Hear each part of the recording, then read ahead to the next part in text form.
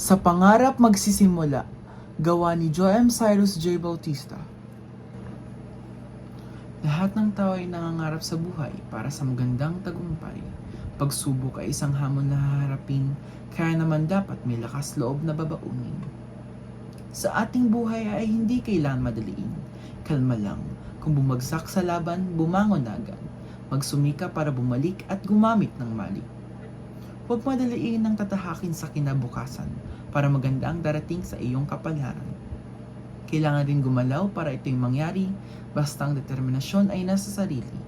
Darating sa taong tinatawag na bagyo sa buhay, ngunit pag may panalangin sa Diyos, matataguyod ng taglay, bagkus paglaban at maging matapang harapin, para sa huli makuha ang tagumpay at makamit din. Kaya hanggat pangarap ay hindi pa naaabot, itanim sa isip na huwag mapagod. Buhay ay hindi parating talo, meron ding panalo. Magsumikap para meron kang trabaho.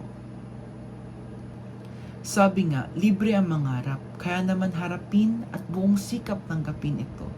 Tuparin ang bawat pangarap natin, sipag at tiyaga ang instrumento para tibayin.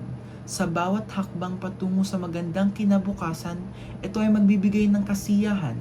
Hindi madali, maraming pagsubok. Huwag isuko ang pangarap at harapin ito. Basta lagi mong isipin, kakayanin ng iyong tatahakin, lahat ng paghihirap ay may kapalit na tagumpay na makakamit. Manalangin parati sa Panginoong Diyos para iwasan ang unos. Ang hinaharap mo sa kasalukuyan, nakasalalay sa iyong kasipagan. Basta lagi magsumikap para sa ating kinabukasan ay ating makamit ang daan papunta sa iyong pangarap. Sa pangarap magsisimula,